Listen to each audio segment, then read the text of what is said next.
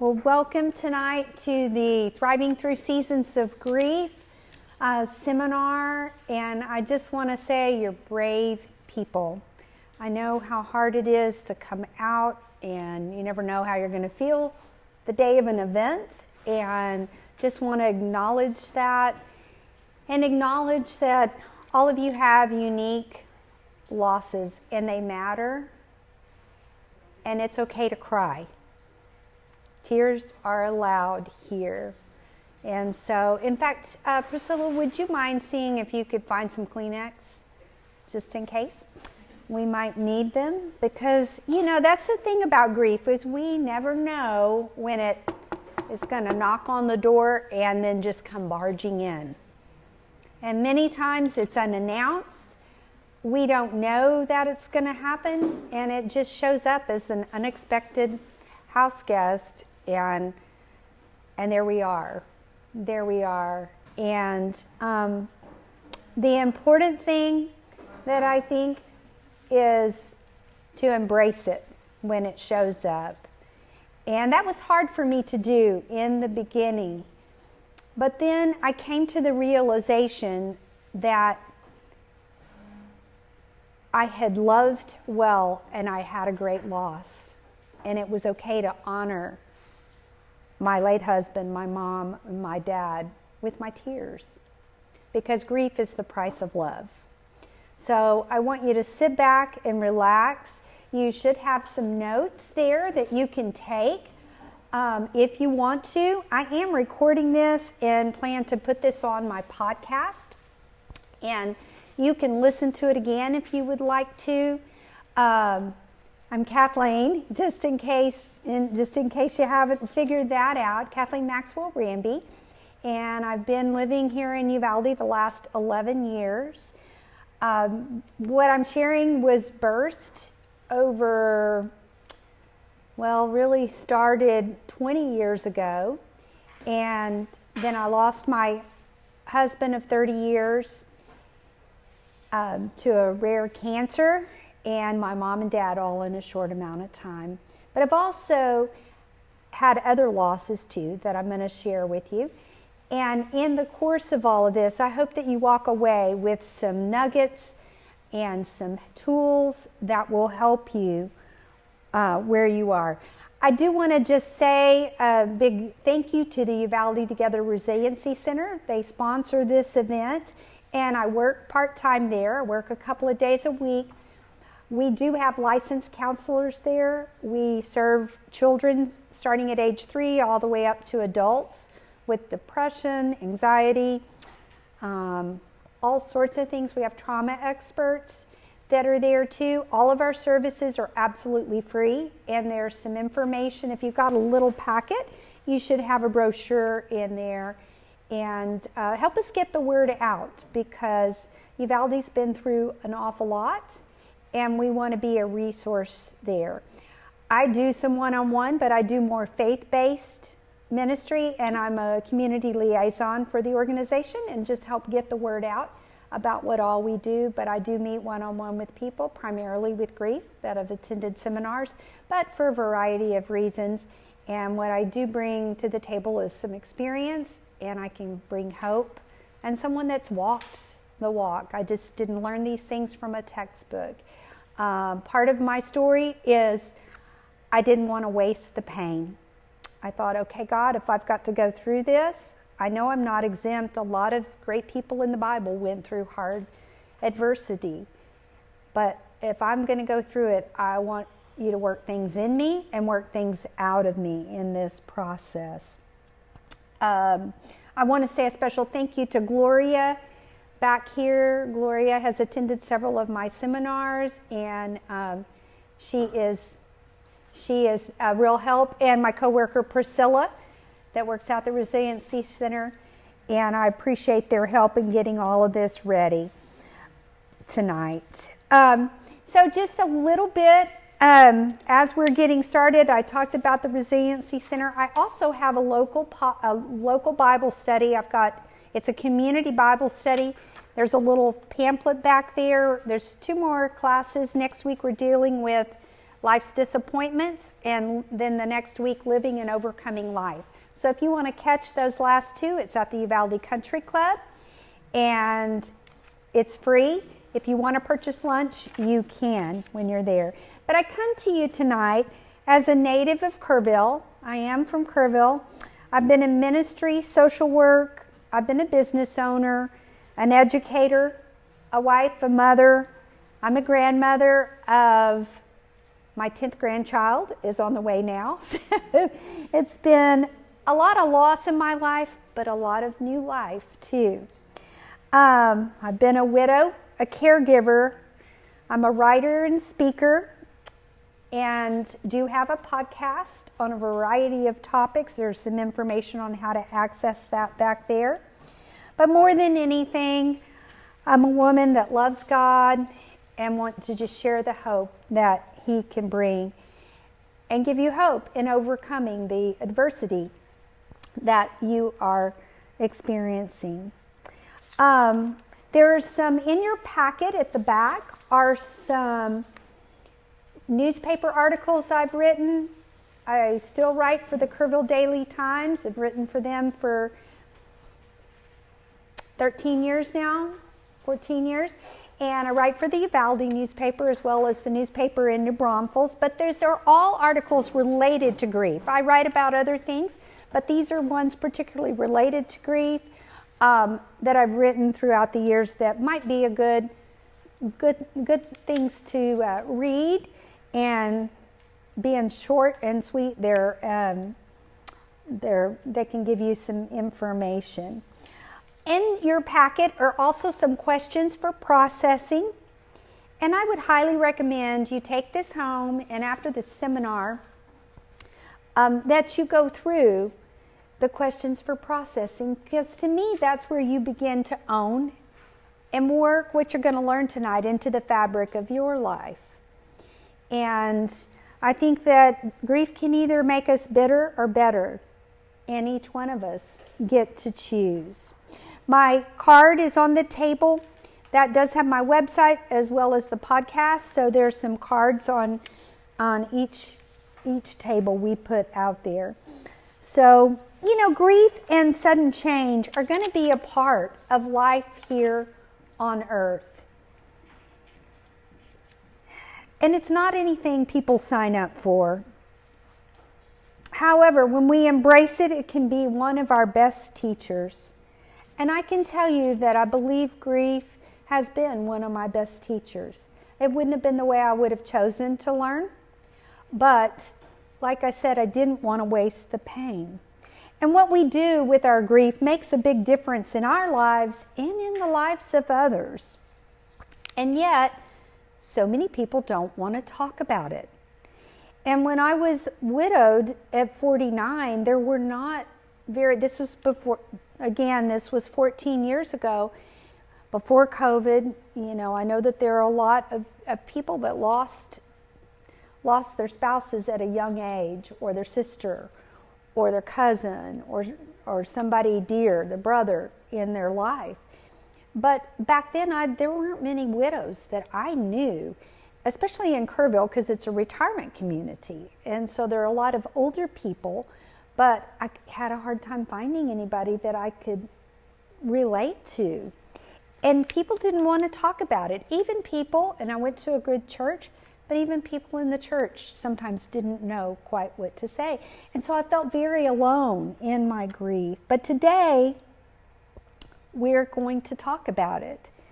I grew up in a home where my maiden name was Jones, and if I said something like, oh, this hurts my heart, or oh, somebody hurt my feelings at school, or I was teased, my dad would just look at me, and I know he was a great father. He was just doing what he needed to do, but he would look at me and say, suck it up, be tough, you're a Jones. Now get out of here and dry up those tears. So I grew up thinking and learning that it wasn't okay to express and share my emotions. And that worked in my life until I was in my 30s. And a series of events happened, one right after another, that all my walls came down, and guess what? That didn't work anymore, to suck it up and be tough. And by that point in life, I was Maxwell, I wasn't a Jones. And I learned the importance of dealing with my emotions. And I know some of you here tonight are counselors, and you know the importance of that. But I think still in our society, even though that's been, I'm 64 now, that's been decades ago, but I still think that's a mindset that we battle just in society. But we're going to talk about it tonight, and I'm going to share just from my own shattered dreams and numerous losses in my own life. You know, grief is a living thing, and it visits randomly. It's not like it just goes away. You can't schedule it. You can't work it away. You can try to drink it away, but it's not going to work. But when it shows up, I want to encourage you, let it show up. Let it be a flag that says, hey, you're going to be okay, but you got some things to deal with. You've got some things to deal with. Life isn't fair, and bad things happen to good people. The Bible is full of that. The life of David. David lost a son. The life of Job. Job lost his entire family and his finances. Mary watched her son hang on the cross and be crucified. My book, These Are All Good People. You know, I've learned a lot from their stories and from what has been written in Scripture. But bad things do happen to good people. And it's because we live in a fallen world. The perfect will come. One day, you know, when you have a relationship with Christ, heaven, that's when you go to heaven. But until then, we're always going to have things to contend with here. And I just want to say right now, there is no right or wrong way to grieve. And the timeline is not set. You got to do this, and you got to do this, then you got to do that. I'm not going to tell you that. But what I do want to tell you is keep moving through the process. And one of my constant prayers was, Lord, keep me moving. I don't want to get stuck. I know people that have gotten stuck in their grief, and they're not any further down the road than they were 10 years before. And I didn't want to be bitter.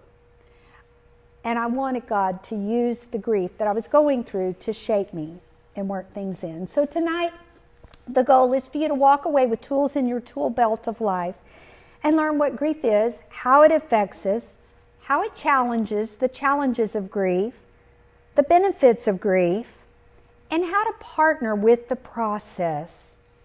And most importantly, how to begin healing and take another step in your healing. And the goal is to unravel any lies that you might have come to believe, and for another layer of healing to come to your heart. And to learn a few things that you can take home and practice so you can learn to thrive in your season of grief. Because I believe that we can grow. The word thrive means to grow, to develop vigorously. That's what it means. And that was my heart, because I had one thing after another, and I thought, man, this could bury me. Or, Lord, you can birth something in this process. And painful, yes, painful. Childbirth was painful too. I have 3 children, and it wasn't easy having any of them, but definitely worth it. And so tonight, after the seminar, I do have a free copy for everyone of my book that you can take home if you don't have one. You can also purchase it on Amazon, or Amy's Attic has it locally. You know, when my late husband got a rare cancer that 2 in a million get, we were at MD Anderson very quickly. Life shifted for us in a matter of days, really. And I was walking around the block when he was doing a 10-hour chemo one day. And I needed to breathe, and I just said, Lord, I see Joe in a win-win situation. Either you heal him, and we have a fabulous testimony that we can share and bring you glory, or you take him home and he's in heaven. But either way, he wins. But I don't see myself in a win-win situation, because if you heal him, great. But if you don't, I just see my life shattered, because we grew up together. We started dating in high school, and he was in college, I was in high school. I'm still trying to figure out how my dad let that happen. But anyway, we got married, and we're married 30 years until he left this earth. And as I was just chatting with God that day, I said, I don't see myself in a win-win situation. I just felt the Lord speak to me, and he said, Kathleen, I'll either heal Joe or I'll heal your broken heart. And that was enough for me at that point. I knew God didn't owe me any answers, but that was enough for me. I thought, okay, either way, I'm going to come out with it. And then we were just dead on, fighting for his health and his healing. And I don't know much, but I do know that God does heal broken hearts and shattered dreams. And I've discovered that in some of my darkest days. Psalm 34 verse 18 tells us, it says, the Lord is near to the brokenhearted and saves such that have a contrite spirit. And that means a broken heart. And he's near. He's near.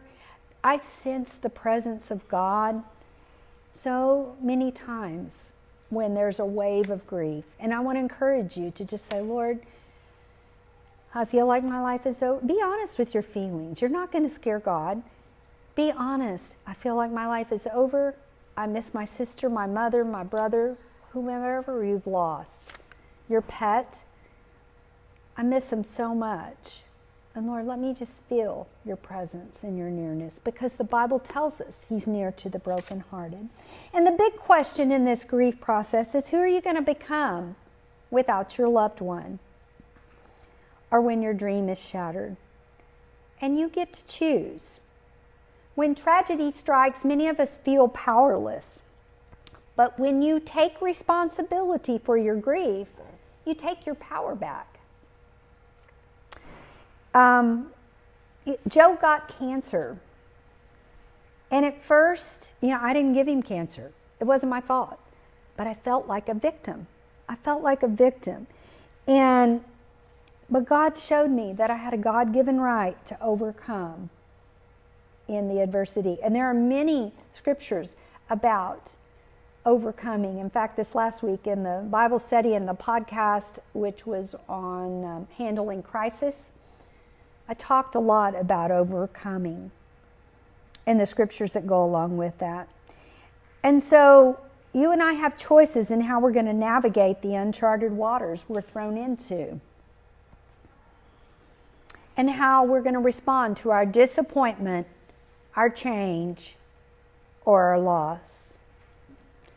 And I want you to know, God didn't cause your tragedy, but he was ever present with an eternal purpose. You might want to write that down. He didn't cause your tragedy, but he was ever present with an eternal purpose. So what is grief? See if I can make this work.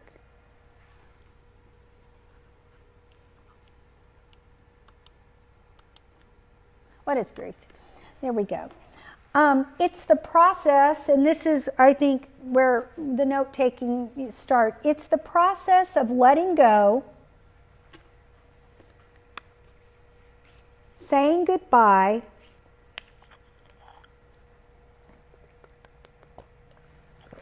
to a person or a season in our lives,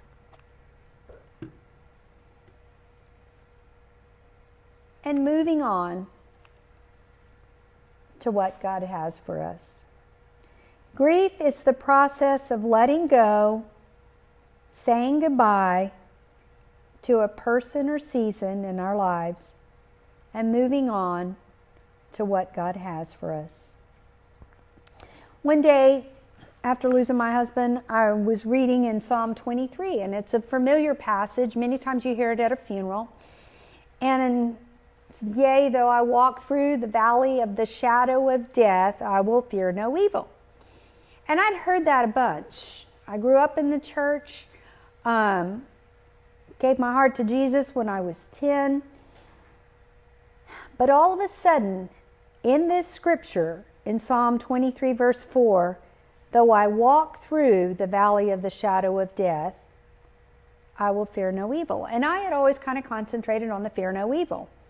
But that day, the word through jumped out to me. And it excited me. And in my Bible, that's circled like 3 or 4 times, because I was like, oh my gosh, my grief is not my destination. I get to go through the valley. And that's when I began to pray, Lord, keep me moving through this valley. Keep me moving through. Don't let me get stuck. And so the important thing in my prayer became, Lord, what do I need to let go of today? I love to get my coffee. I love to snuggle up in my robe, in my chair, my couch, and just have some time with the Lord. And one of my constant prayers was, Lord, what do I need to let go of today? What do I need to let go of this week or this month? And God was so faithful to show me. Sometimes I didn't get an answer right away, but it might have been throughout my day that I discovered it. And letting go of where we are at will get us moving forward. And that's why the letting go is important. Because when we don't deal with our grief, it can lead to unhealthy behaviors. Emotional outbursts can keep us stuck. It can lead to depression and anxiety. It can lead to addiction. It can lead to a lot of unhealthy behaviors. And one of my first encounters, I was in my 20s and I lost my grandfather. And my grandparents were very dear to me. I spent a lot of time with them. And I was a busy mom. And one day, it was like the youngest one went to preschool, and I had some, or I think I had 2 kids at that time. So everybody was doing something, and I had a morning to myself, and I thought, oh my gosh, what am I going to do? And so I was at my house, and I found myself, I was doing some little, cleaning and stuff like that, but I found myself in the pantry, and I was just eating. And all of a sudden I stopped, and I thought, why am I eating? I'm not even hungry. I'm just eating. And I took a step back, and I just said that out loud. Why am I eating? And I just felt the Lord just say to me, He said, you haven't let go of Gandhi. That was my grandfather. And you're feeding your pain. And that's when I realized, okay, and I burst into tears. And I didn't really know much about grief at that point. But I sat down, and I got in my easy chair, and I got a tablet. And all I need to do, I thought, how do I even tell him goodbye? And I thought, I'm just going to write him a letter. And so at that point, I wrote a letter and just told him what he meant to me and how he'd influenced my life. I told him how much I was going to miss him. I told him just what was on my heart. And I didn't mail that letter. That letter wasn't for anybody. Nobody ever saw it. But that was my way of processing my grief. And one of the first memories I have of processing that. And that was 20 years before I actually lost my husband. But grief is a process that needs to be embraced so it can have a good work in us and in our lives.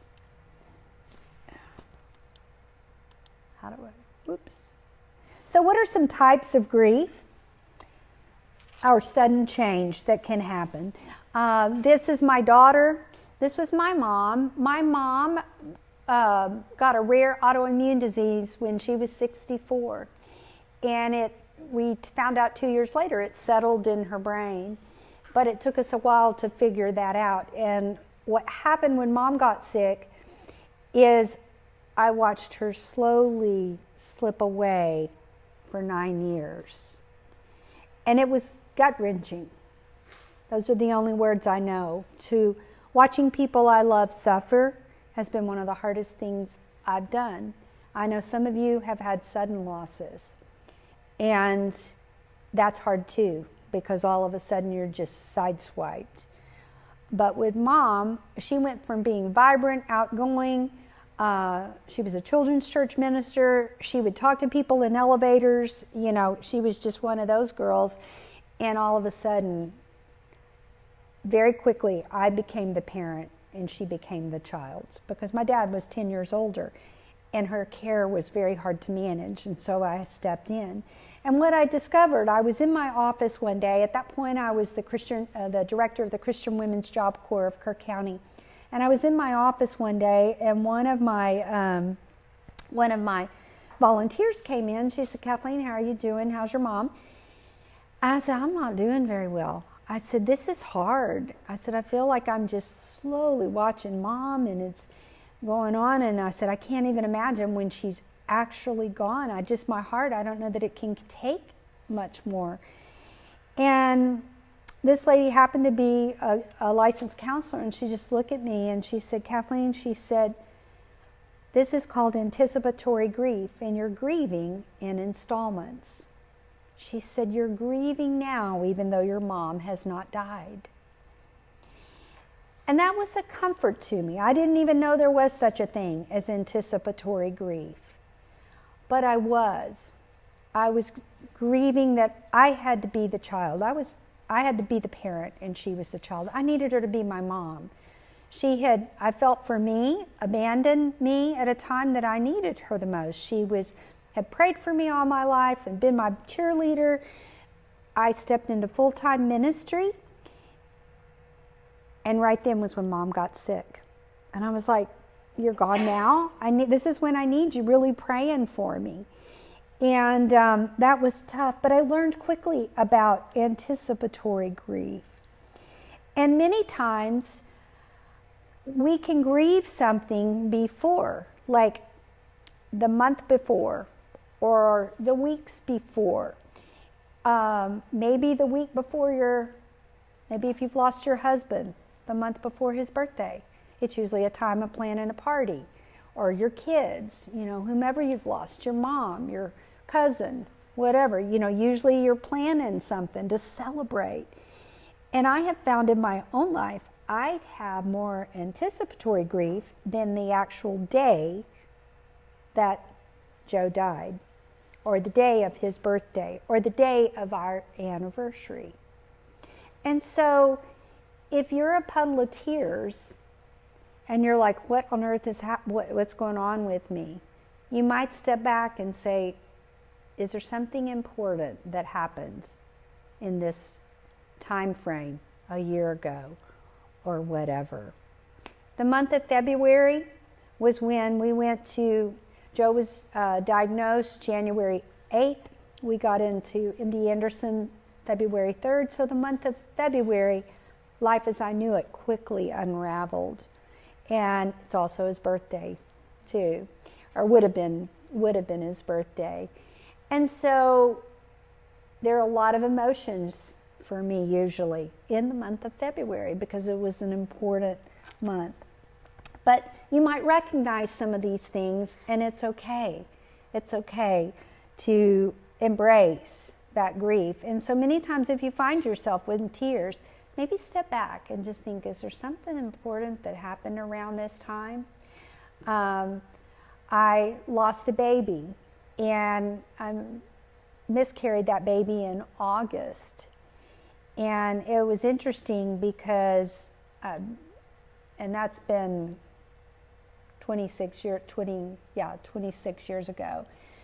But in that month of August, even years later, I remember one day just crying, and I was like, what on earth is going on? What is wrong with me? And when I stepped back, it happened to be at the time I lost that baby, and it had been years ago. So, anticipatory grief. Another type of grief is when you move. Maybe you've moved from a place that you loved.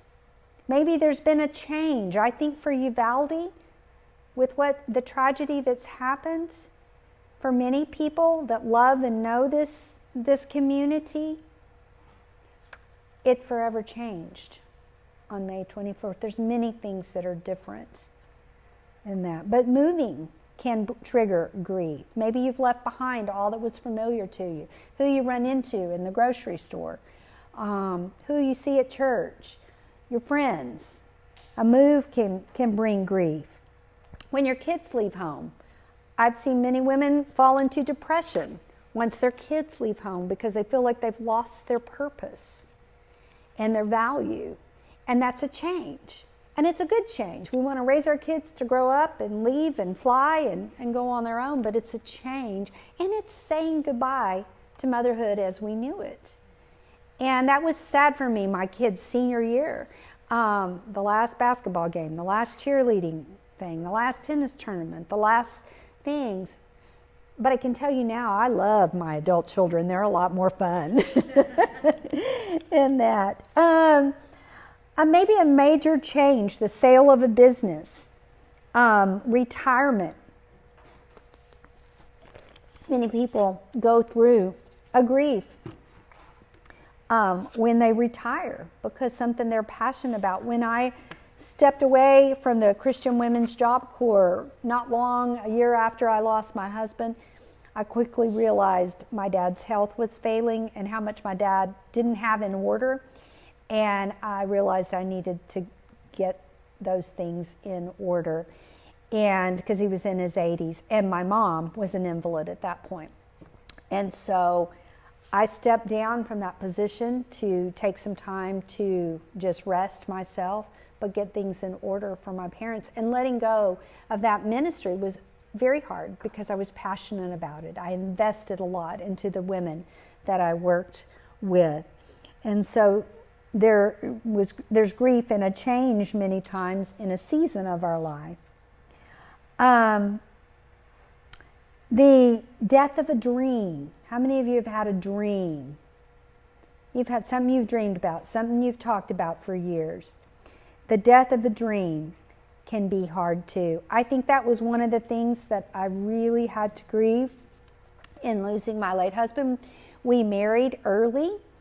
I was 19 and he was 22 when we got married.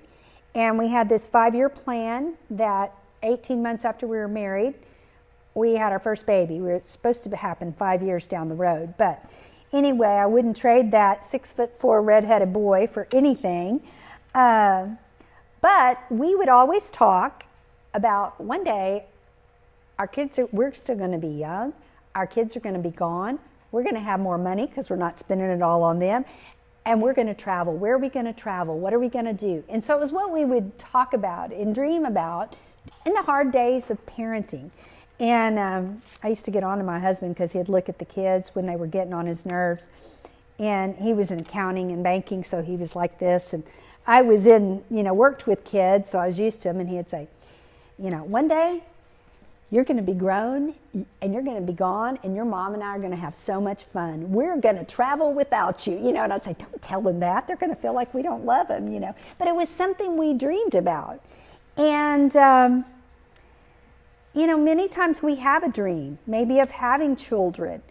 I've seen women that have gone through infertility, and to not be able to have children is a big death of a dream.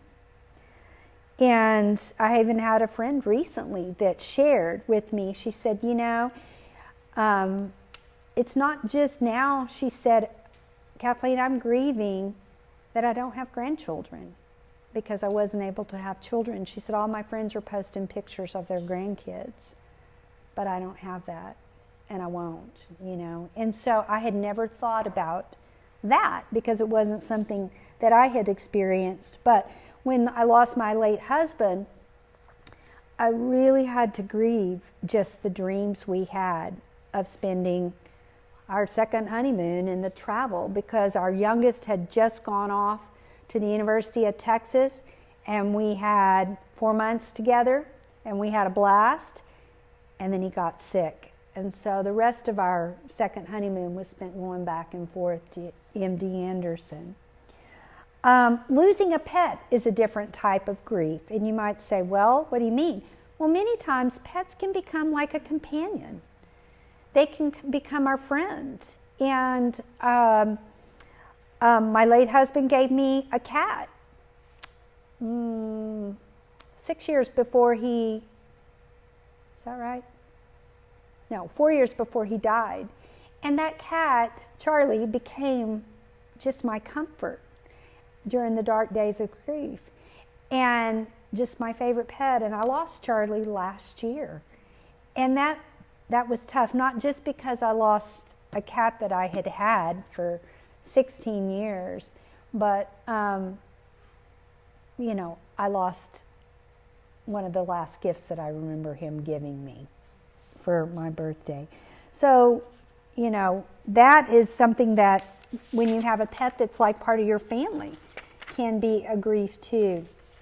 Another type of grief, I have 2 grandchildren with special needs, and one is our grandson that's a type 1 diabetic. And I remember when we came home from the hospital, and he was 2 when he was diagnosed, and my daughter had a 2-month-old baby, and so I was there helping, all hands on deck, as we're trying to figure out what life looked like. And when I came home with the diabetic supplies from the pharmacy, and she put them on the table and she emptied them out, she burst into tears. And I just looked at her and I said, are you okay? And she said, this is never what I dreamed of for my life. And it was hitting her, the reality of just life was going to forever be different. And then we have a grandson that is about to be 7, and when he was born, we did not know until he got here, but he's our adorable little boy with Down syndrome. And as my daughter-in-law put it, she said, I had to grieve. We love him to pieces, and we wouldn't trade him for anything. She said, but I had to grieve the loss of the baby I thought I was going to have. And so that can be something, many times we have to lay down what we have thought is going to happen. The loss of a job, maybe you've gotten fired, maybe your financial security has been rocked, even being raped or molested or sexually abused. In my work with the women at the Christian Women's Job Corps, I found, as we talked about dealing with things of our past in this Bible study called Breaking Free, many women came into my office and said, I've never told anybody this, but my uncle raped me, my dad molested me, this happened, that happened. And I saw them as they began to embrace and got that out, that elephant that had been in the closet. As God began healing their hearts, I saw that grief, them walking through some of the same grief I was going through with losing my mom and my late husband. Maybe your marriage fell apart or a divorce. That can be a grief too. The loss of the marriage you thought you had or the way life was going to be. So what are the stages of grief? Those are different types. Many times people just think of grief as somebody dies, and it is more than that. So what are the different stages of grief? Well, there are many books that have different stages. For simplicity tonight, I'm just going to talk about 3. There is the number 1, denial. And this is in your notes. There's a space for this in the stages of grief. Denial. Shock. We know something has happened or it will happen, but we just don't want to deal with it, or there's not time yet. And many times I think this is God's provision for us, because there's only so much we can handle at a time. And even though I think there's just a great grace, and that shock or that denial is just one of God's provisions until we can get to a place to sigh and begin to deal with it. I know that there was an incredible grace on my life for about 8 weeks after I lost Joe. There were so many things I had to deal with, from finances to, there were so many things. And I was overwhelmed with having to deal with it all by myself. And about 8 weeks after he was gone, it was like some of that shock wore off. And it was like, oh, this is forever. He's really gone. And I would walk around my house and say, you're gone. You're gone. You're really gone. It was like the shock was wearing off. And, you know, sometimes people don't want to talk about their losses. I called a widow in Kerrville that had lost her husband of, I think, 45 years. And I said, hey, I would love to drop by at some point and bring you a book. And how are you doing, you know, with losing your husband? And she quickly stopped me and she said, I don't want to talk about it. I don't want to talk about it.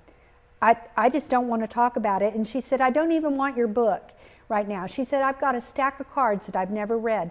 I don't want to talk about it. I need to go to work. And I said, you know what, that's okay. You know, I'm honoring where she's at that point.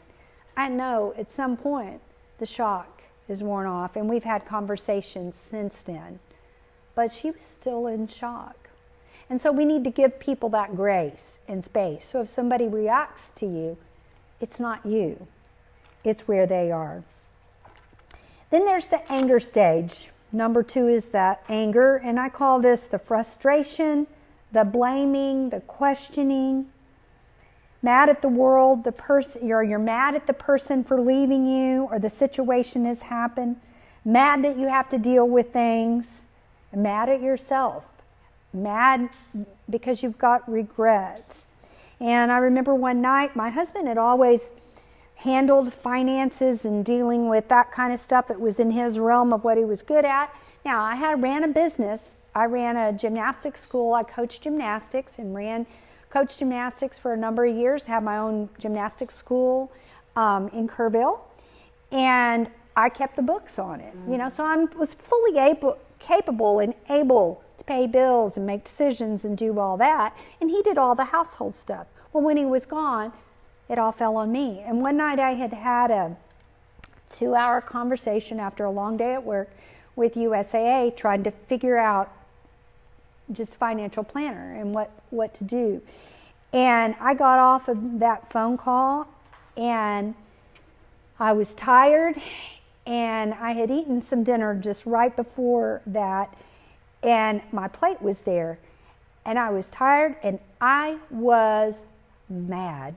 I was so mad at him for leaving me, and I picked up my plate and I threw it across the room, and it shattered. It hit the wall and shattered. And it was like it startled me because I'd never done anything like that. And I began to sob because I was just mad that he left me. Now, he had no choice, but he did. He did leave me. And so I was angry with that. And I was mad at God. I was mad at God that he didn't heal him. And I just sat there in my floor, in my dining room, and in my kitchen, and I just cried. But I voiced that. And I said, Joe, I'm mad at you for leaving me to deal with all this. I feel so inadequate. I don't feel like I know what I'm doing. I'm afraid of making a mistake. I went on and on and on about all that I was feeling. And then I moved to God, and I said, God, I know you've healed people. I know people that have been healed, but you didn't, and I'm just mad right now. But I need you more than ever now. And so, but it was verbalizing and getting those feelings out, because when we get them out, then we can begin to deal with them. But there's the anger, frustration, blaming, questioning. I think Uvalde's going through a lot of that right now. And it can kind of be something to keep from dealing with the real reality and the real issues that are there. And then there's the acceptance and moving on. When we come to grips with the reality that our loss is forever, we can treasure the memories and we can create new ones. We can treasure those memories, but we can create new ones. When I did wake up a little down the road and decided to date again, and that was a conversation my late husband and I had. I have been remarried to a guy from Uvalde, which is what puts me here, and I was doing these seminars even before May 24th. But when I started dating, my daughter said, "Mom, he's not anything like Dad," and my husband now is not. My late husband was a banker, he wore a suit and tie, and my husband now is a self-made man. He runs several businesses. He sold him out of his blue jeans and his cowboy hat.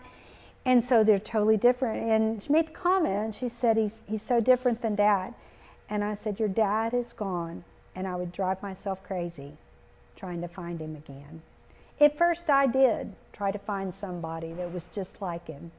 And I quickly realized that wasn't fair and it wasn't really going to work. We never get over our losses, but we learn to live without the ones we love. I can't stand here and tell you that the day will come and you'll never have any more grief. As you process and you move down the road, it won't be as frequent, but you just learn to live without the one that you love. So what are some feelings and behaviors of someone grieving? And this is a picture of my family. This was our last family vacation. We went to California, to Carmel, and up into the mountains in Tahoe, and that was my late husband, my oldest son, daughter, son, and then my son's wife at that time. And so what are some feelings and behaviors of a grieving person?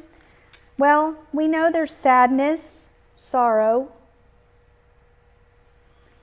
anger, guilt, confusion, and being forgetful. And I want to camp right there for a minute because many people are familiar with the first ones I named. But that confusion and that forgetfulness, I found after losing my husband. Before then, I didn't have to write anything down. I kept my calendar in my head and I remembered and I didn't really miss things. And after he was gone, I was like forgetting things and I couldn't remember stuff. And that's when I bought a day planner and started writing things down. And I remember telling somebody, I said, I don't know, maybe I'm losing my mind, maybe I don't know what's wrong with me. I've always been able to remember things, but I'm forgetful and I get things confused at times.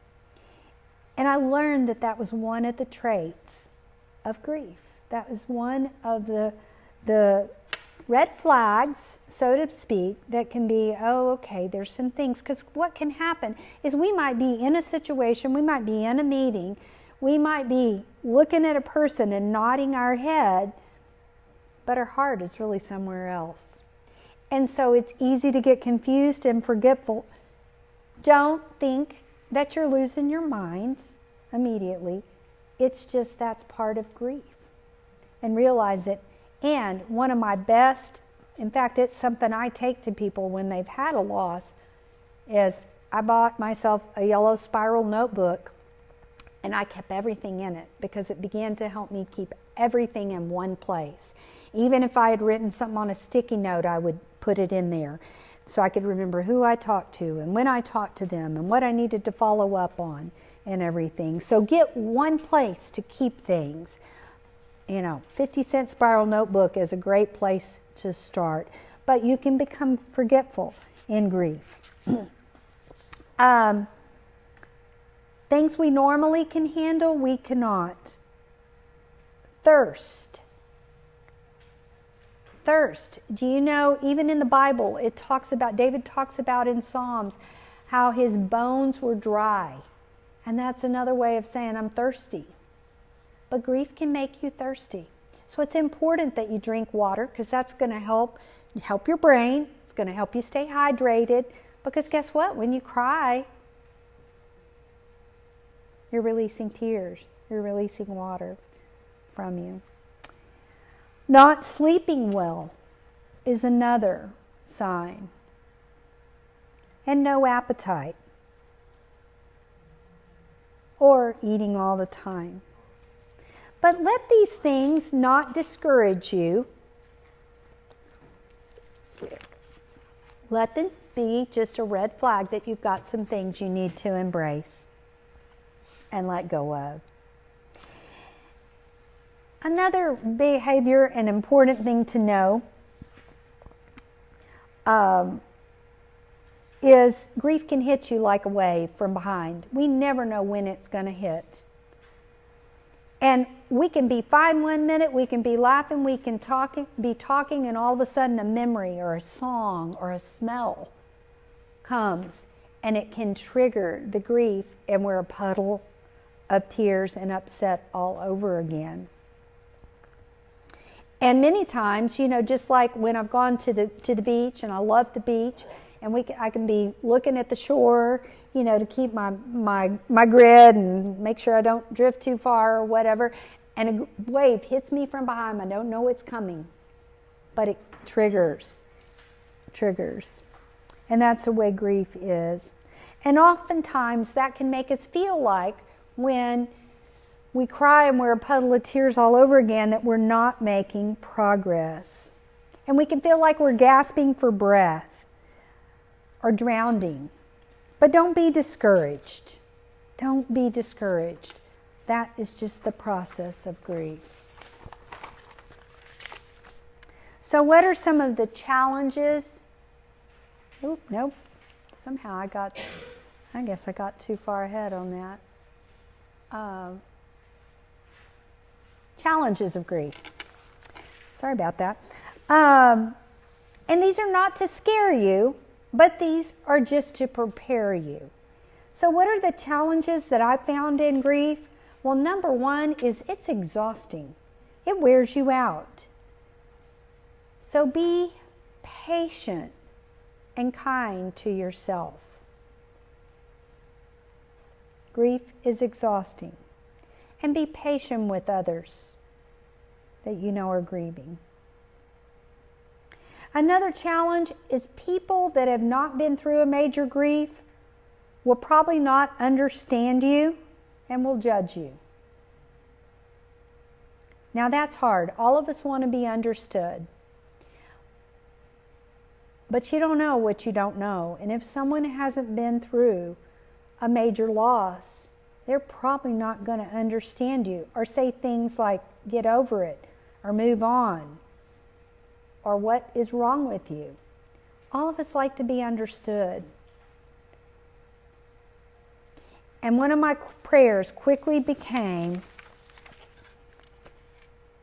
Father, forgive them, for they know not what they do. Because I didn't have time to carry around bitterness and unforgiveness. And people can say some hurtful things at times.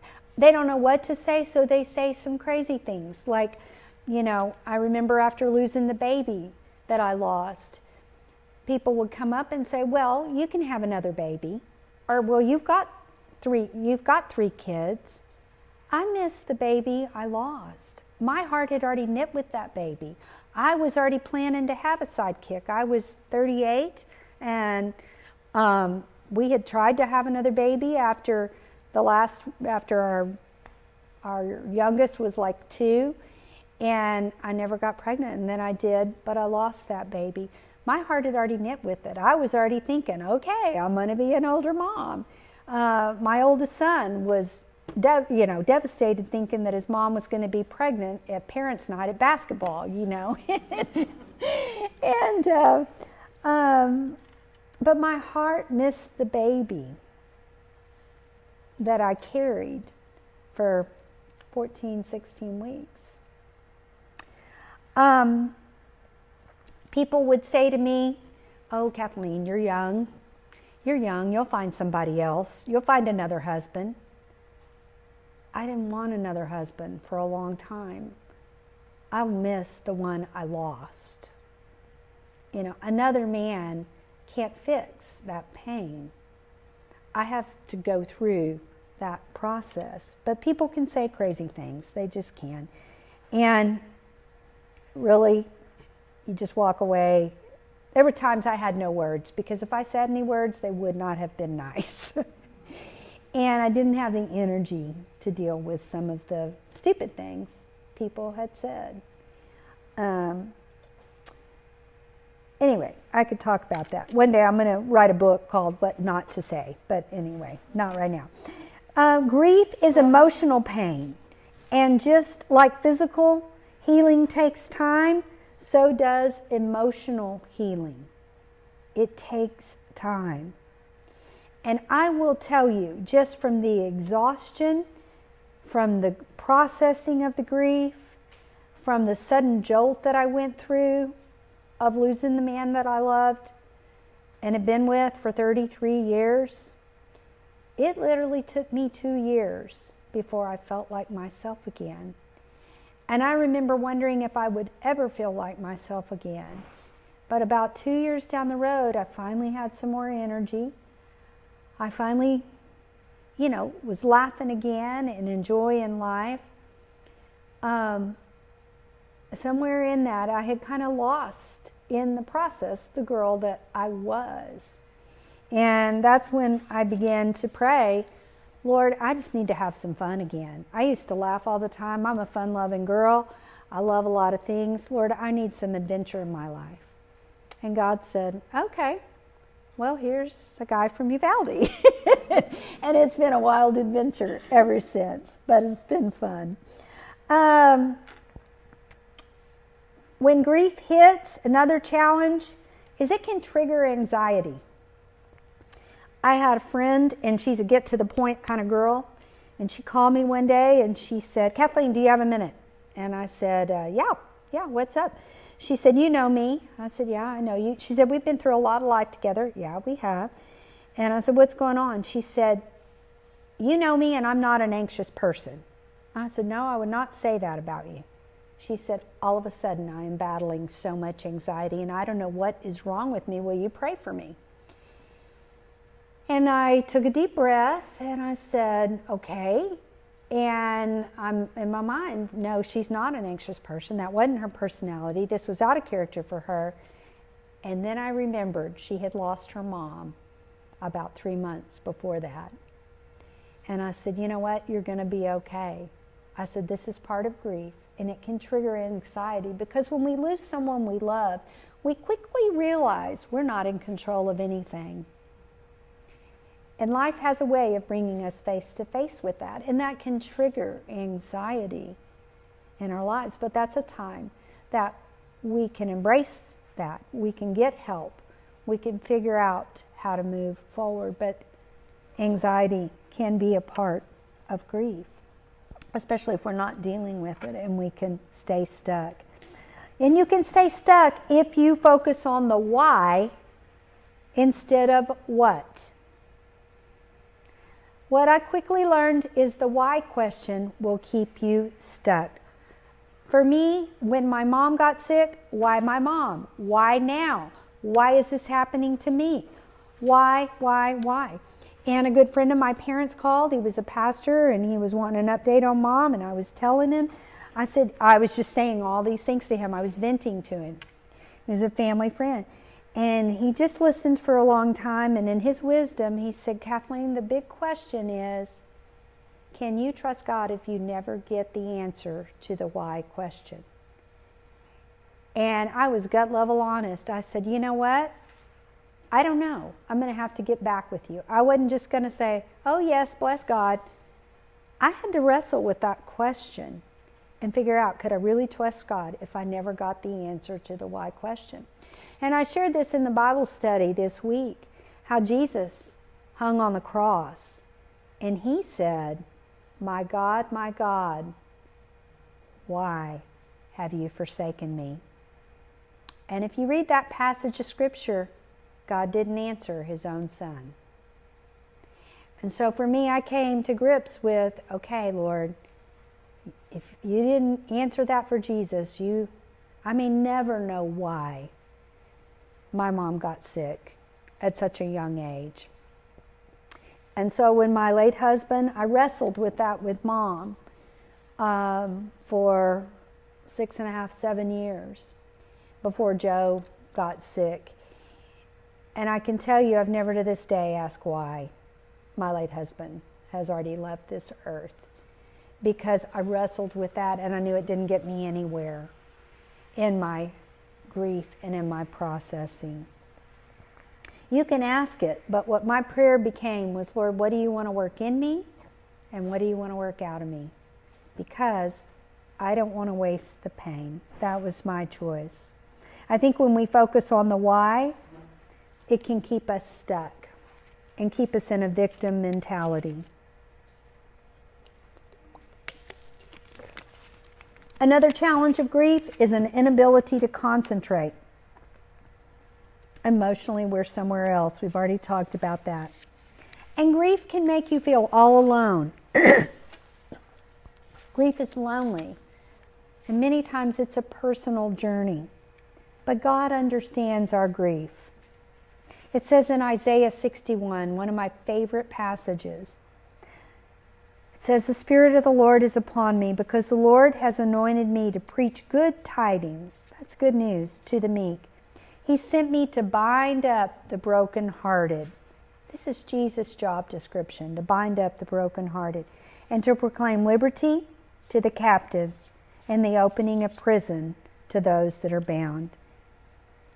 And then it goes on to say, to comfort all that mourn, and appoint to all that mourn, to give them beauty for ashes, the oil of joy for mourning, the garment of praise for the spirit of heaviness, that they might be called trees of righteousness, the planting of the Lord, that he may be glorified. That became a passage that I held on to. Yes, I was mourning. Yes, my heart was broken. Yes, my dreams were shattered. But God was there. And I got to partner with him in the process of binding up my broken heart. And I've seen beauty from those ashes. Doesn't mean I still don't miss my loved ones. But I think the important thing is that we keep moving forward. You know, and it even tells us in Psalm 6, 6, and 7 in the scripture, it says, David said, "I am worn out from my groaning. All night long I flood my bed with weeping and drench my couch with tears." David was a man that knew sorrow and brokenheartedness. God understands our grief so much that he sent Jesus and the Holy Spirit to help us. In John 14, 18, 26 and 27 says, "But the Helper, the Holy Spirit, whom the Father will send in my name, will teach you all things." In grief, we many times have to learn things that we've never had to learn before. And in my book, there's a whole section of scriptures to hang on to in the grief. There's also in the back of it some what I call cheat notes, and I've done this so you can actually cut these out in the back. Important things to remember, keys to thriving through seasons of grief. I've tried to make it very simple, keys to letting go. Tried to make it very simple because I couldn't take anything very complicated during my grief. I needed simple, I needed short, I needed sweet, I needed to the point. So much of what's in here are just some of the stories. But check out the back for more scriptures on that. So what are some ways to say goodbye? Well, let me just start by saying the greater the love and the depth of relationship, the longer the process. The greater the love and the depth of relationship, the longer the grief process can be. You don't get over someone that's been a part of your life for 33 years in a year, in 2 years, in 3 years, in 4 years. But many people think in our society, well, you've gotten through the first year, so you ought to be good. And that's just not true, because there's many things to grieve on down the road.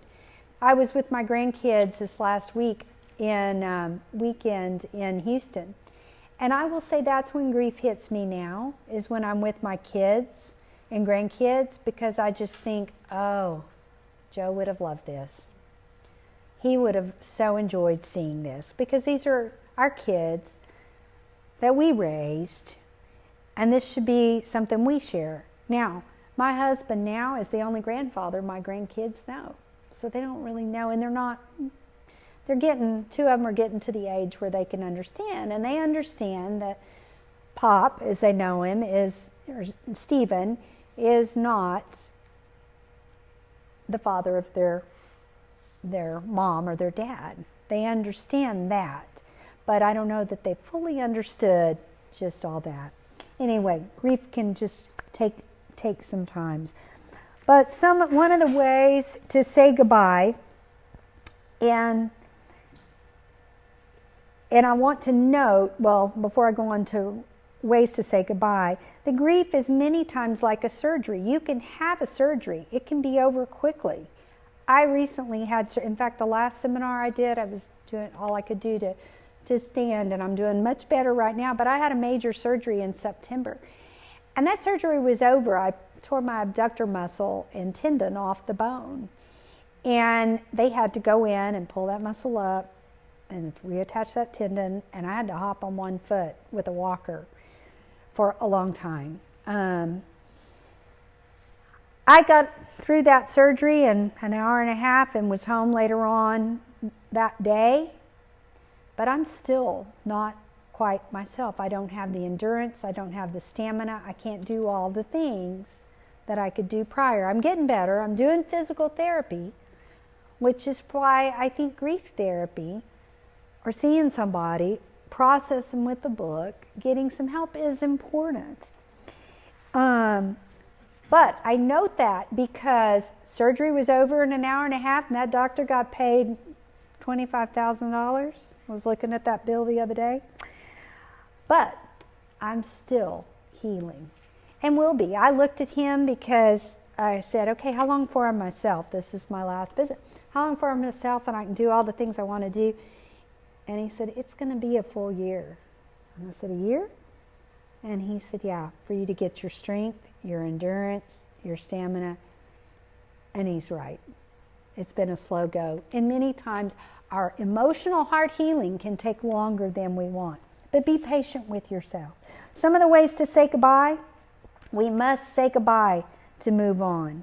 It doesn't mean we say goodbye to the memories. We treasure those. But some of the ways is embracing the pain. When the tears come, take a moment.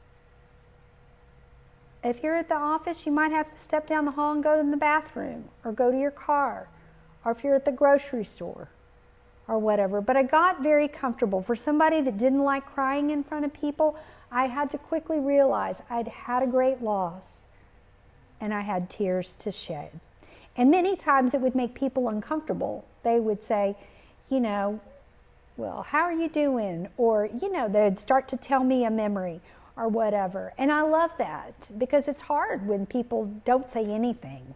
To me, sometimes that can be harder. But it would sometimes trigger the grief. And I didn't like standing there crying, but I got to where I became comfortable with it, because I knew embracing the pain was a way to move on. Doesn't sound fun, but it's how we grow. So cry and pour out your heart to the Lord. Maybe write a letter. I've written many letters throughout the years that nobody's ever seen, and I haven't ever mailed. Sometimes thrown away, sometimes kept, but saying goodbye as the grief has gone throughout the years. And one of my favorite prayers became, God, I choose to let go. I choose. Many times we can feel like a victim. And letting go is honoring your emotions.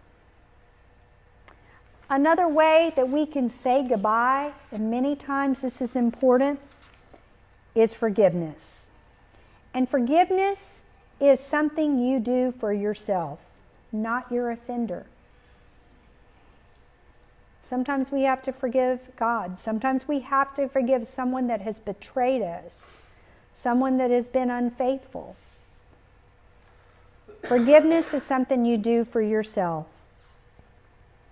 And so there have been many times I have said, God, I don't feel like forgiving. You know what? I'm being gut level honest about my feelings. But Lord, I choose to forgive because your word says so, and it's good for me. And so change my heart and heal it. You know, there's a difference in forgiving and our heart being healed. And people don't oftentimes realize that. I have a whole podcast, 2 podcasts, part 1, part 2, on forgiveness and the importance of it. It might be one you want to check out. But in the process, forgiving is a way we can let go. And it keeps our hearts soft. And if we want forgiveness of our sins, the scripture tells us we have to be willing to forgive. Forgiveness is something you do for yourself. Maybe you need to forgive a doctor. I know we have people that lost loved ones to COVID and they didn't get to go in and say goodbye. And they didn't get to have some of those final times. And, you know, forgiveness is something you do for yourself. And one of my prayers quickly became, Lord, this still hurts.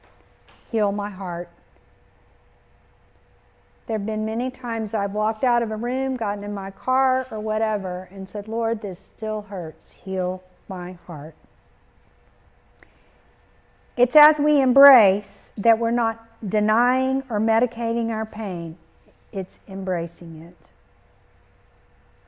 And we never know when it can be triggered. I remember walking down the street after not long, maybe a couple of weeks after losing the baby we lost, and these friends of ours came around the corner, and we were in downtown. They came around the corner and they were pushing a baby stroller with their new baby. And all of a sudden, my tears began to roll. And I was so happy for my friend. That wasn't it. But there was that sorrow, and she was like, oh, I'm so sorry, I'm so sorry. I said, no, you have a lot to rejoice about. I'm just missing the baby I lost. You know, so you can rejoice with others, but own your pain and embrace it. You know, it says in Isaiah 53, verse 3 and 5, he was despised and rejected by man, a man of sorrow and familiar with suffering. Jesus understood and understands our sorrow. Maybe making another way to say goodbye is make a list of what you miss about the person. Admit how you feel and tell Jesus what you miss about him. I just miss your smile. Make a list of all that you miss about the person you need to say goodbye to. It may be one thing this week. Maybe next year when another wave, or next month when another wave hits, depending on where you are in your journey, you might need to make another list. Today I miss. You know, I remember one day we had a long driveway and I had boys at home for years, and my husband took out the trash. And I remember one day walking down and I started crying because I was having to pull the trash can so far down the road, or down the driveway to get it to the road.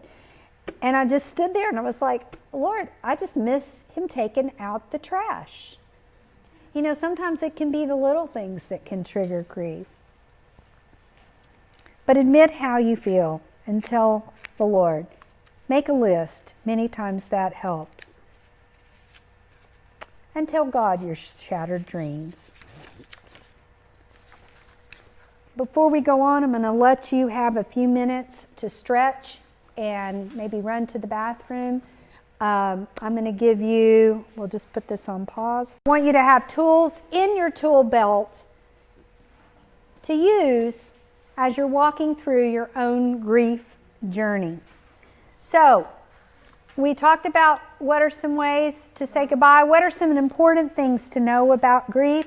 Number one, and we've already talked about this, it's a process and it can't be rushed. It's a process, folks. It's not you're going to make that list, say goodbye, and you're never going to feel a pain again. I can't tell you that. You might have to say goodbye multiple times.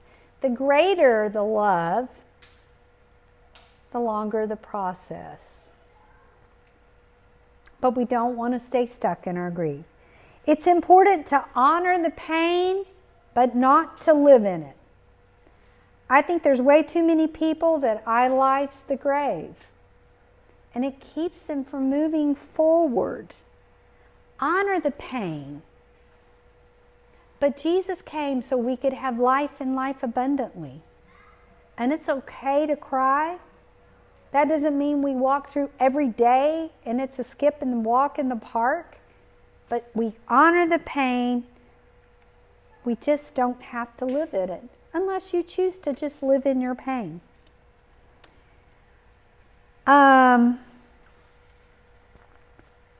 I had a friend that lost her mom, and our grief journey when I lost my mom was very different. Her mom lived out of state.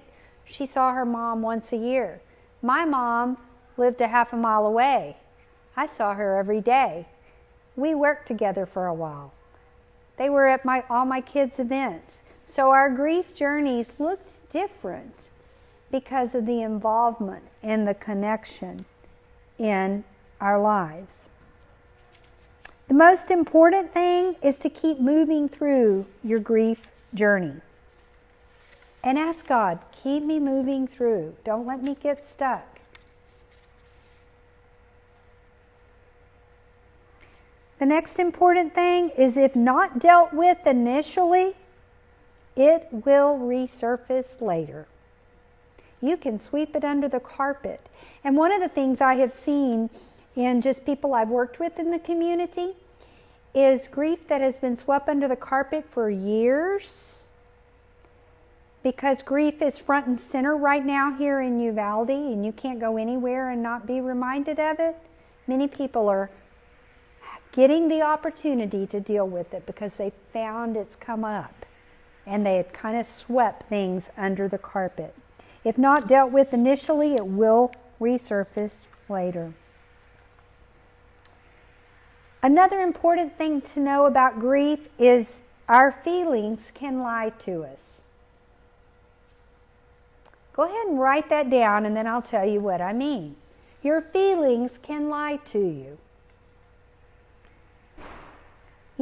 When Joe died, I felt like my life was over. I felt like my life was over. There were many mornings I would lay in bed and I didn't feel like getting up. And I did go through some depression because I had been watching my mom suffer, and then 9 months, my husband battled 9 months to the day and was gone. And so my body had been through a lot. I would lay in bed and I was like, Lord, I don't feel like getting up. I feel like my life is over. Now, cognitively, I knew I still had a lot to live for. Number one, my kids had lost their dad. They needed their mom. Number two, we had a good time as a family. And I knew that one day I would have grandkids. And there would be fun things down the road. And I knew God was good. I knew I would find life again. It just was hard. And I felt like my life was over. I had to wrestle with those feelings for a while every day. My feelings were lying to me, saying, your life is over. I felt like that. I had to acknowledge that. And I had to get some help. And I did take an antidepressant for a year because the doctor looked at me and she said, the serotonin in your brain is very depleted. And she said, I want to put you on something. I said, I don't want to take medicine. And I went home and I was watching TV when I was on my computer. But I did pray about it. And I was like, Lord, if this is something I need to do, I need you to show me. Because my husband wasn't there as a sounding board to talk about it. And if I do need a medication, then I need you to show me. So I'm sitting there one night working on my computer, and the TV's just on because I wanted noise in the house. And it said, are you sad? Do you have trouble sleeping? Do you this? Do you that? Do you this? And I'm sitting there and I'm going, If so, you could be struggling with depression. And that's funny now, but I was like, oh my goodness. So I called my doctor and I was like, hey, let me come back in. Let's talk about this. And it was short. I've never been on it since, but I had been through an awful lot and was still going through watching my dad began to decline and my mother decline further. And so there was an awful lot I went through. And so keeping moving, our feelings can lie to us. The beauty of grief, and this is an important thing, is it can work things in us and out of us. And the Bible tells us in Romans 8 that all things work together for good. Sometimes we have to hang on to that.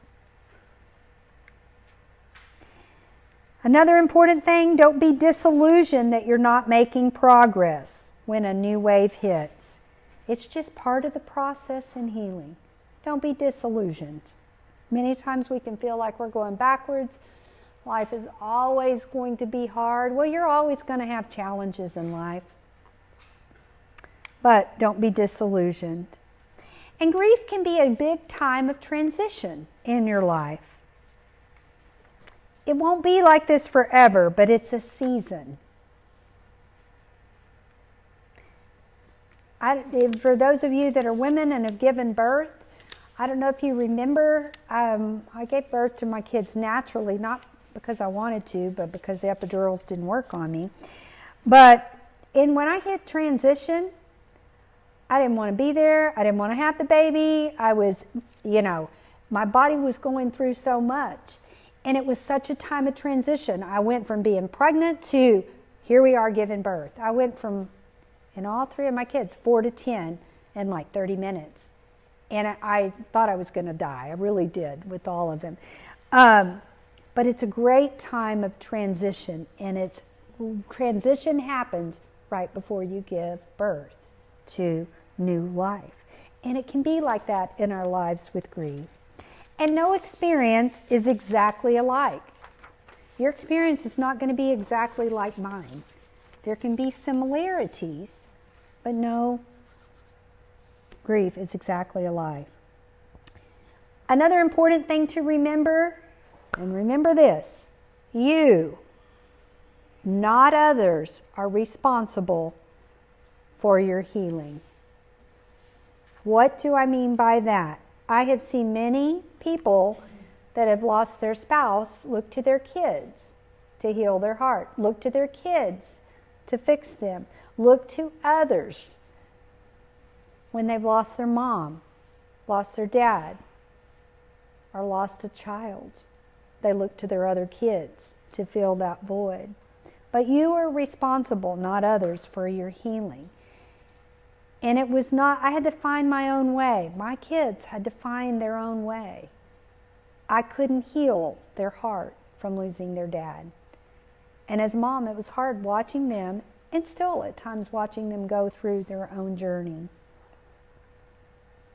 But I've seen many of parents, when they've lost a spouse, look to their kids to heal their heart. Take responsibility for your grief.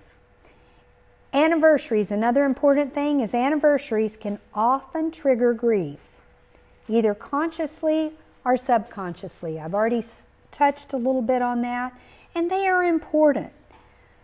Maybe, you find yourself all of a sudden not sleeping well, or a little more emotional, or feeling a little bit of anxiety.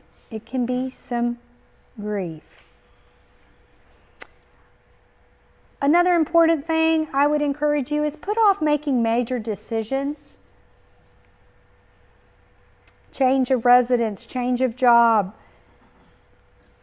Many times we can make hasty decisions. I look back and there were some hasty decisions I made that I wish I wouldn't have made because I was just trying to move forward. You can feel like your life is over and have nothing to live for, but your sense of purpose will return. That is important. And it's important to take the pain to Jesus. Tell him what you miss. Ask him to carry your grief. There are times I'm like, Lord, I need you to carry this for me. It says he'll carry our sorrows. He understands our sorrows. But many times we cling to it. Okay, navigating through grief in the holidays. And I know this is in the holiday season, but I want to touch on this because holidays will come. And maybe your holiday is Mother's Day. Maybe your holiday is an anniversary coming up. Maybe it's 4th of July when your family all got together. But this was our family right before the diagnosis. And so that was a picture of us. We weren't navigating through grief, but we were quickly thrown into it right after that picture. So the holiday can be a birthday, an anniversary, the day of the loss. Okay, so what do we do in these difficult times? What makes holidays difficult is there's so many memories. There's so many memories that are attached to them. And this is grief in the holidays. Did I get it out of order? I might have pulled, I see some of you fumbling around. Another thing that makes it hard during the holidays is we don't feel like celebrating. It's like everybody is joyful but us. And the holidays can be exhausting with parties, with just places you got to be. And you're not quite yourself. So pace yourself. You may not be able to stay at that family gathering as long as you normally do. Give yourself grace because grief is exhausting. We can feel very vulnerable. We feel vulnerable. So sometimes that makes it hard to celebrate because we don't know when a wave is going to hit. You know, my late husband died in October. And my kids came to me not long after he was gone, and they're like, Mom, there are too many memories tied to Christmas at the house. We don't want to be home. We've already talked about it, and we're not coming home for Christmas. And as a mom, I was devastated because I'd always made my house a place of celebration and everything, but I quickly had to get another plan. And so for us, that first year, we packed up and rented a condo in Cabo, and we just had to do something different. So you may have to do something different for a few years on a holiday that's special to you. Get a plan, and you may have to, maybe you've always gone out to dinner with your husband on an anniversary. That first year Joe was gone, my son and some dear friends said, hey, let's go out to dinner. And you know what? We had a good time. Yeah, it was sad. We talked about him, but really I knew that anniversary. I knew the anniversary of his death was coming. I knew it was coming. I had no idea what it was going to be like. And I dealt with a lot of anticipatory grief. But the actual day he died, yep, tears were shed. But it wasn't as gut-wrenching as I thought. But we can feel vulnerable. Do something new. Honor your loved one on that day. You know, with the baby I lost that year, I bought a Christmas ornament, and that ornament still hangs on our tree. It's an honoring of that life that our family lost. Honor your loved one. Another way is on maybe Christmas or whatever day, the day of your anniversary. or your mom's birthday or whatever. Honor them. Get up that morning, spend some time, and maybe journal about it, or tell them goodbye, or what you miss about them this year. Might be different than next year or your previous year. And the important thing is give yourself permission to cry. Maybe you're at a Christmas with your family and all of a sudden somebody says something and the tears, you feel them welling up in your eyes. It's okay to excuse yourself, walk outside, go into the bathroom, whatever. Have your moment, or even look around. I remember it's probably, a couple of years ago, my son and daughter-in-law had flown in, all my grandkids were together. It was rare because my son was in the military. It was the first time we'd all been together in a long time, and I'm watching all the kids and the noise, and my big kids, being siblings, and there was just so much joy in the house. But all of a sudden, some tears began to fall. And my daughter-in-law saw it, and she said, "Are you okay?" I said, "Yeah, I just need to cry. I just need to have a moment." I said, "Joe should be here, but he's not." And I just needed a few minutes, and then I could go on and enjoy everybody being together. But I needed to acknowledge that loss and that pain. Usually other people are more uncomfortable with your tears than you are. So it's okay to tell them, I'm going to be okay. I just need to have a moment. But allow yourself some private time to process, and I would do that the morning of the event. And be grateful. I think that is something during the holidays that's important. We always have something to be grateful for and thankful for. And giving thanks helps us get our heart in the right place. And there are many times, I've started with, Lord, thank you for the years that we had. Thank you for the days that we shared. Thank you that I had a God-fearing mama, that prayed for me so long. I know that's what's sustaining me even now in this. Thank you for my dad, and all that he taught me. My dad and I got really close, right, because Dad had lost his wife cognitively. My mom wasn't there, and I was widowed, and so Dad and I became very close, and found out that Dad had metastatic bone cancer, and my mom was at home. I had a full-time caregiver. I left the hospital after that 15-hour day, kissed my mom, had a good conversation with her, got a call the next morning that from the caregiver said, "It's your mom. You need to get over here now." And on the way, driving over there, I knew she was gone, just something in my heart. And I got there and she was. And then I had to go tell my dad that his wife of 53 years was gone.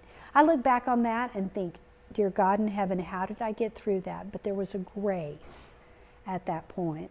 But there are many things I had to grieve because I had lost the three most important people in my life in a pretty short time period.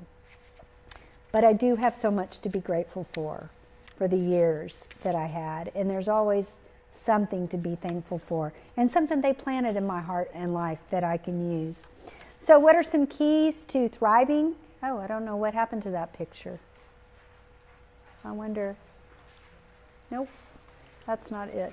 Well, what are some keys to thriving through seasons of grief? I don't know what happened to the picture that was there. But anyway, and I don't know how to go back. Oop, there we go. Keys to thriving through grief. Your heartache can become your stepping stone. Don't let your heartache become your stumbling block. Let it become your stepping stone. So a key to thriving, and we've already talked about what thrive means. It means to grow and develop vigorously. But a key to thriving is keep letting go daily, weekly. And ask God to show you. He doesn't expect you to let go of everything in one day, 1 month, 1 year. Another key is be patient with yourself.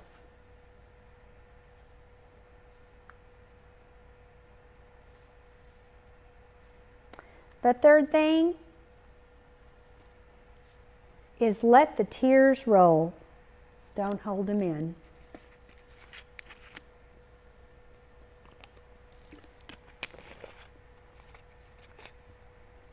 The fourth thing is ask God to reveal truth to you anywhere your feelings have lied to you.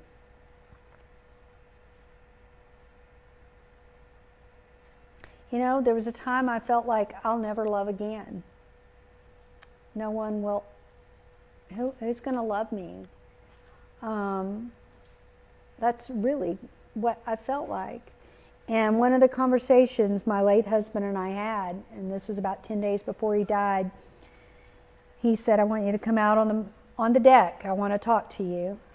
And something in me, I thought, I don't know that I want to hear this conversation. But I honored what he said, and we went and sat on our deck, which was our happy place. And he said, you know this isn't going the way we want it. I said, I know. And he said, when I'm gone, there's a folder. It says USAA. I have everything written down for you, and you need to call them, and they'll help you in the process. He worked at USAA at that time. And he looked at me and he said, Kathleen, one more thing. He said, I know you better than anybody on this earth. I said, yeah, you're right.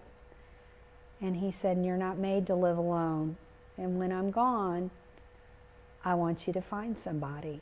You have my permission to love again. I couldn't even look at him. Because I knew what he was saying was truth because I knew that much about myself, but I couldn't process, I couldn't think about that. I didn't want to hear it. But do you know that same deck, 3 years after he was gone, was where Stephen and I wrote our vows. And I didn't think about it until we had finished, and all of a sudden, it was like I remembered that place that had brought so much pain was bringing new life into our life. Keep a notebook to keep key information. That's another key to thriving, because you're going to be forgetful. A phone log, whatever. Keep things on your phone. Whatever. I still to this day, I keep a notebook and write stuff down. Understand, another key to thriving is understand that other people will move on in life, but your hearts can still be hurting. I think that is something that's hard as you go through. Many times people think, oh, you've gotten through the first year, you ought to be okay. You don't hurt. They don't know that grief is such a process and journey. And in some ways, and I'm going to tell you something, you may not want to hear it, but I had a widow tell me this. In some ways, that second year can be harder because people go on with their life, people move on,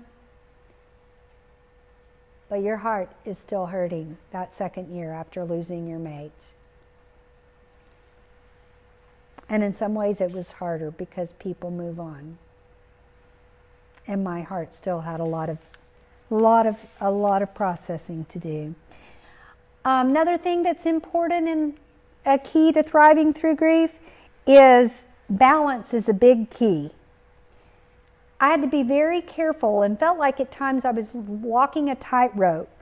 I had to work. I was a single mom with a child in college.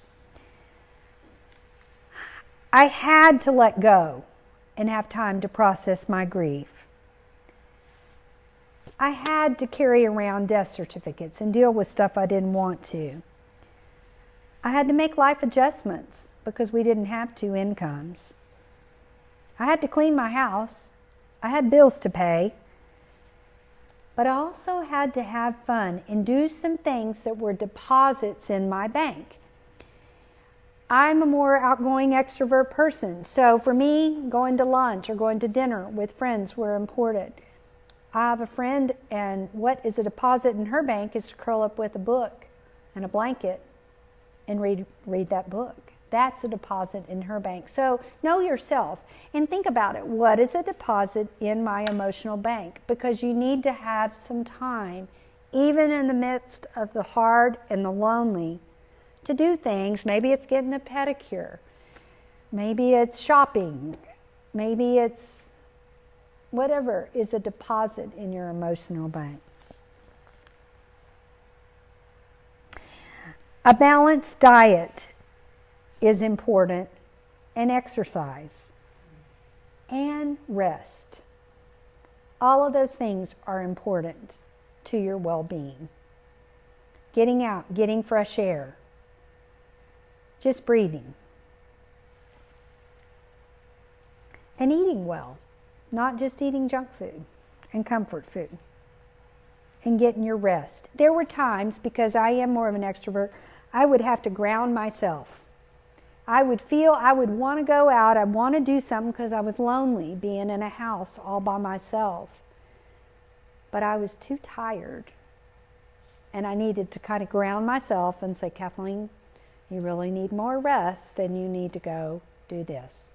Maybe in a day or two, So keep those in balance. And then take one day at a time. To look back at all you've lost can be overwhelming. And to look at your future, to look at my future, to look forward at life without my late husband was too daunting. I had to just look at, what do I need to do today? What's important today? Keep things in small increments. And then ask God, another key to thriving is ask God to reframe the way you look at things. God, how do you see things from this perspective? How do you see things from your perspective? The Bible tells us in Isaiah, His thoughts are higher than our thoughts, and His ways better than our ways. And so many times, going to the Lord and saying, Lord, I need your perspective of my life. And I remember one day I felt like it was over and asking the Lord, how do you see my life? And you know what the Lord spoke to me is He said, I have a lot of adventure ahead for you. And God has had a lot of adventure ahead for me. I've learned to do things that I had never done before. I've learned to hunt. I've learned to fish. I've learned a lot of new things that are a part of my new life. And you got to be willing to try new things. You got to be willing and be open and step out of your comfort zone. Step out of your comfort zone. Dating at 50, 51, 52 was much different than dating at 19. I really had to step out of my comfort zone. The first time I went on a date, I got ready. I was a little excited. I was nervous. I was all the things. And then all of a sudden it was like panic hit me. And I was like, oh my gosh, oh my word, Lord, I need you to protect my heart. I need you to protect my mind. I need you to protect my body. Everything was so different but I had to step out in order to build a new life. And hang on. The next key to thriving through grief is hang on to hope in the dark days. Hang on to hope and tell yourself, this is only a season. This is only a season. Yes, your loved one may be gone forever. Yes, the season may be over forever. But it's just a season. Just like we have fall, spring, summer, and winter. And the secret weapon that I found was to look at things with the eyes of adventure. When I would look for me, okay, Lord, I'm going on an adventure with you. I don't know how to do this. But when I looked at whatever seemed daunting, as, all right, Lord, you're walking with me, you're with me, I'm going to go on an adventure with you, it made things not so daunting. And try new things. Try new things. Step out of your comfort zone. Another key to thriving through grief is you need to initiate things. Don't sit back in your house and just wait for people to call you and invite you to dinner and to do things with you. You need to initiate things. And that is tough. You're right. It is tough. But I learned, and you know what? I made some dear friends in my time of being single that I would have never made. There was a group of young people that were about 15 years younger than me that were all young professionals, and I worked with one of them, and one night he said, hey, my wife and I were going to go down and have dinner and have a glass of wine. He said, why don't you come with us? And I said, oh, I don't know that I can do that. And then I thought about it for a minute, and I was like, well, I don't have anybody at home. I don't know why I can't. And it was a whole different group of people. It wasn't my normal friends. And I thought, this could be an adventure. And you know what? We went every Thursday night. And that group included me. But I had to step out of my comfort zone. And then I had to be willing to call other people to do things with me. You know, call other widows, call single friends. I got to meet and spend more time with some of my friends that were either widowed or divorced that I'd never done because I was really in a couple's world. So what are some of the benefits, and this is my husband now, benefits of grief? It can teach us a lot about ourselves. That's a benefit. It can teach us a lot about ourselves and others. And I learned a lot about myself standing on my own 2 feet.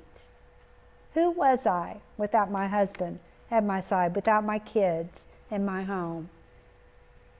Who was I when I changed jobs, let go of something that was near and dear to my heart? Who was I going to be? And getting my identity in Christ in a whole different level.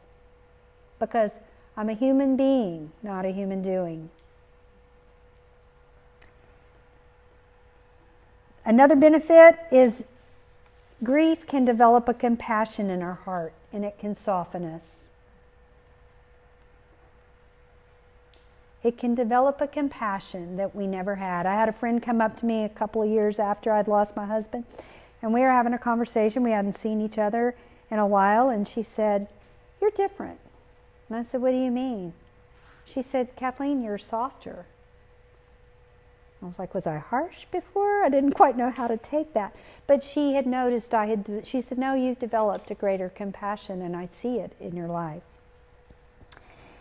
And then another benefit of grief is it can help us to get to know God in a deeper relationship as we partner with Him. I grew, and I have a strength and a confidence in God and a trust in God that I never had before, because I've walked with Him through the valley of the shadow of death. I know His heart in a different way, and I can share the hope of God, and that He really does give us beauty for ashes. Another benefit of grief is we can grow in confidence. As we move through the process, we have to confront fears that we've had. And we can grow in confidence. I remember looking at something and thinking, oh my gosh, I don't think I can do this. I don't think I can do this. And all of a sudden I stopped. And this is going to be graphic, but I thought, is this as hard as watching tumors grow on someone I love? Because that's what I had to do. And I thought, not even close. Okay, I can do this. And so it gave me a confidence that I didn't know that was there, because I had depended on God in the tough thing. And I remember one day even saying, one of the benefits of grief is I remember thinking, what's the worst that could happen to me? Well, I could die and be with Joe and Jesus. Okay, that's not bad. And it kind of took that fear away of whatever was daunting. And it's a time of self-discovery. Another benefit of grief, as long as you're breathing, you can start all over again. And write this one down. You are stronger than you think you are. You are an overcomer. So what helps and what does not? And these are for friends and love, if maybe you have a friend that's lost a loved one. People want to talk about what they've lost. So ask your friends and be a good listener. Look at somebody in the eye. People need their feelings validated.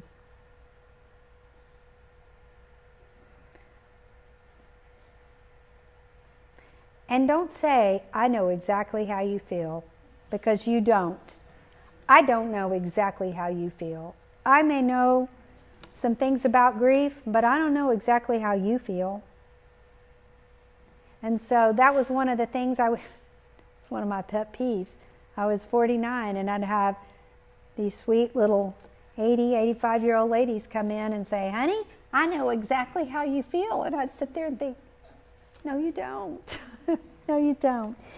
Anyway, but let people talk. One of the things when I go out with widows, I would ask them, what do you need today?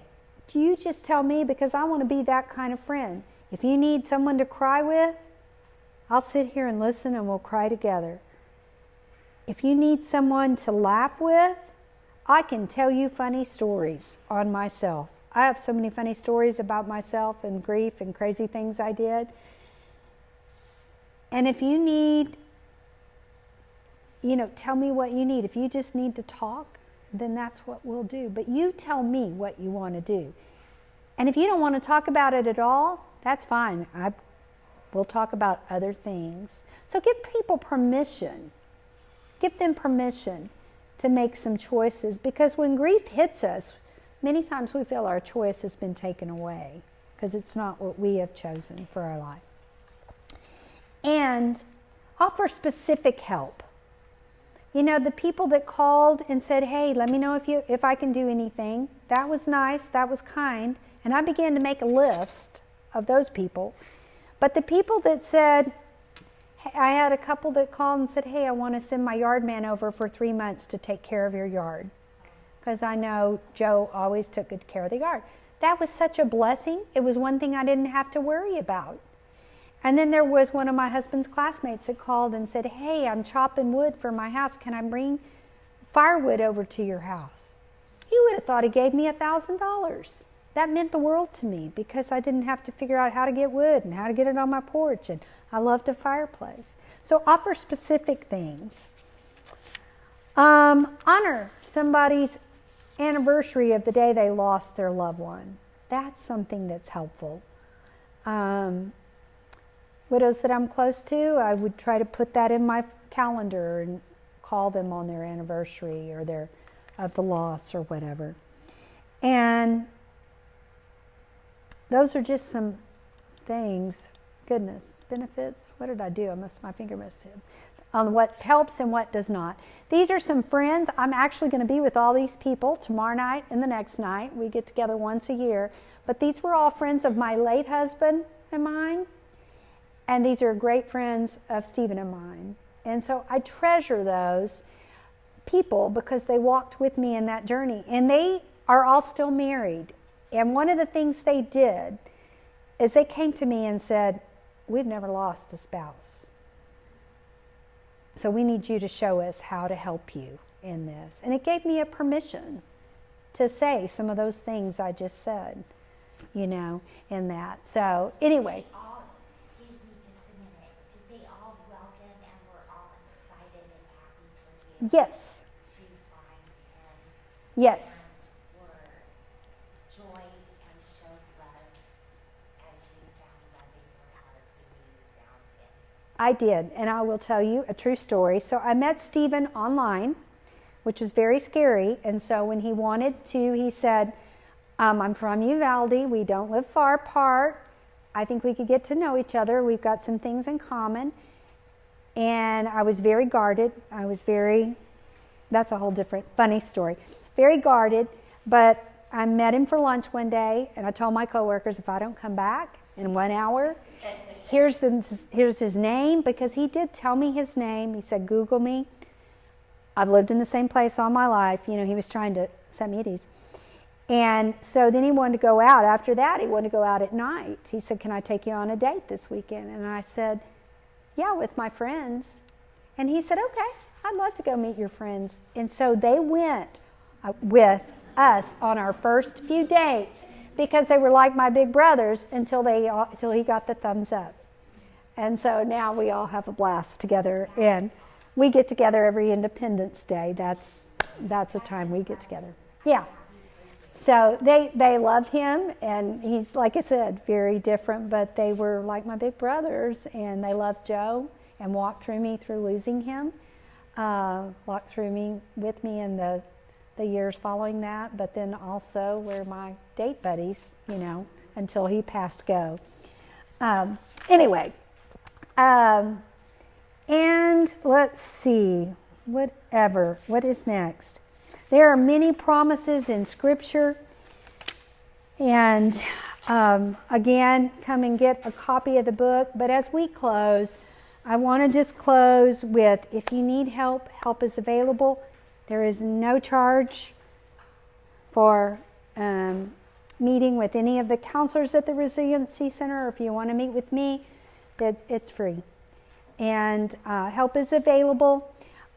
If there's a group you want me to speak to, I'm happy to do that. But as we close, I just want to pray a blessing for you. So, Lord, I thank you for your love, for your grace. God, that you do give beauty for ashes. And I pray for each person listening to this, either by podcast or in this room or on Facebook. Lord, I just pray the comfort of your Holy Spirit would saturate them. Lord, even as they go to sleep, that they would feel your presence, your love, and your hope, God. Lord, pour out your kindness, your love, and your grace. And Lord, hold their hand, because you're near to the brokenhearted as they walk through and learn how to thrive and grow and prosper in their deepest pain. I bless them.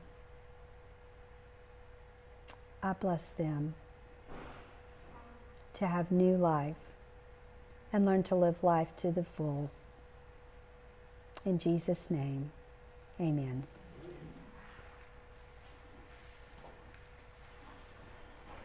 Hi there, it's Kathleen here, and welcome to The Gathering, bringing God into everyday life. Let me encourage you to not just listen, but partner with God and practice what He speaks to you. You can access more information about me, my newspaper articles, upcoming events, contact me, or purchase my book, Thriving Through Seasons of Grief, on my website at www.kathleenmaxwell-rambie.com. This podcast is now in 28 countries, and people have donated so that you can listen free. Will you consider paying it forward for someone else by giving a one-time or monthly gift? Simply click the button that says Become a Patron or Patronage at the top of the podcast. And don't forget to click the like or follow, and you'll be the first to know when new episodes are released. Enjoy the podcast.